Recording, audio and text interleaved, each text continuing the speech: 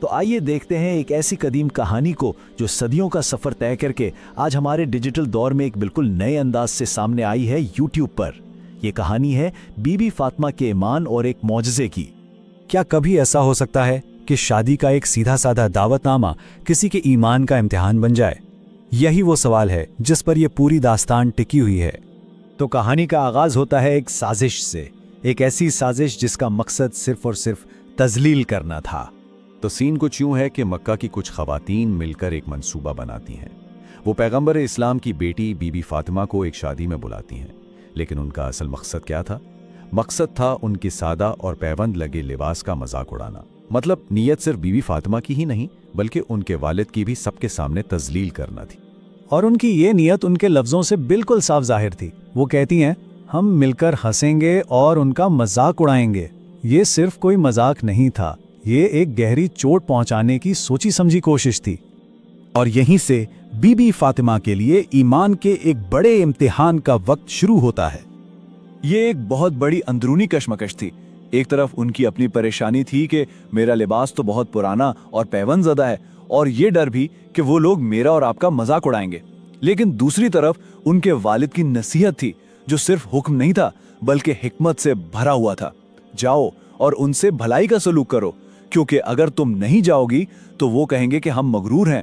اور جیسا کہ اکثر ہوتا ہے، جب انسانی پریشانی اپنی انتہا کو پہنچ جاتی ہے تو پھر غیب سے مدد آتی ہے۔ اللہ کے حکم سے فرشتہ جبرائیل جنت سے ایک ایسا لباس لے کر زمین پر اترتے ہیں جس کی چمک سے آنکھیں خیراں ہو جائیں۔ لیکن یہاں کہانی ایک بڑا ہی دلچسپ موڑ لیتی ہے۔ جنت کا لباس ملنے کے باوجود بی بی فاطمہ نے فیصلہ کیا کہ وہ اس کے اوپر اپنے وہی پرانے پیوند لگے کپڑے پہنیں گی۔ یہ عاجزی کی انتہا تھی، اور شاید ایک خاموش پیغام بھی کہ اصل قدر لباس کی نہیں، انسان کی نیت کی ہوتی ہے۔ تو اب وہ لمحہ آ ہی گیا جس کا سب کو انتظار تھا۔ محفل سج چکی ہے اور سب کی نگاہیں دروازے پر لگی ہوئی ہیں۔ اور جیسے ہی بی بی فاطمہ محفل میں داخل ہوتی ہیں، بالکل وہی ہوتا ہے جس کا ڈر تھا۔ تانوں کی آوازیں بلند ہوتی ہیں، دیکھو تو پیغمبر کی بیٹی کو، اس کے پاس تو پہننے کو کچھ بھی نہیں ہے۔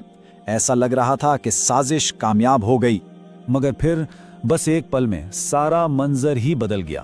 جب تذلیل حد سے بڑھی تو پردہ ہٹا اور اندر سے ایک نورانی روشنی پھوٹی۔ اس روشنی کا اثر کمال کا تھا۔ پورا کمرہ ایک آسمانی نور سے جگمگا اٹھا۔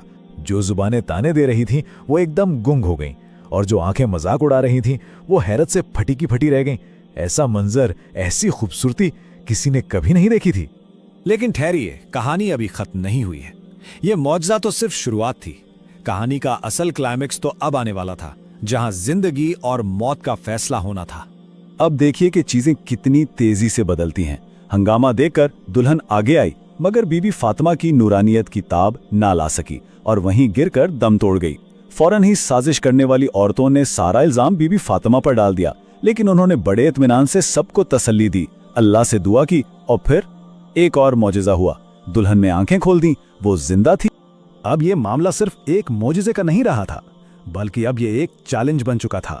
مجمع نے کہا، مردے کبھی زندہ نہیں ہوتے، مگر ساتھ ہی ایک وعدہ بھی کر لیا، اگر یہ لڑکی زندہ ہو گئی تو ہم تمہارے والد کو اللہ کا نبی مان لیں گے۔ یعنی اب سب کچھ داؤ پر لگ چکا تھا۔ اور اس چیلنج کا جواب ایمان کی طاقت سے دیا گیا۔ اور جیسے ہی دلہن نے آنکھیں کھولیں، اس کی زبان سے جو پہلے الفاظ نکلے وہ تھے، لا الہ الا اللہ محمد الرسول اللہ۔ یہ صرف الفاظ نہیں تھے، یہ اس معجزے کی سب سے بڑی گواہی تھی۔ اس گواہی کا نتیجہ یہ نکلا کہ وہاں موجود ہر شخص نے، جس نے اپنی آنکھوں سے یہ منظر دیکھا تھا، اسلام قبول کر لیا۔ سوچئے، جو لوگ تذلیل کے ارادے سے آئے تھے وہ ایمان کی روشنی لے کر واپس لوٹے۔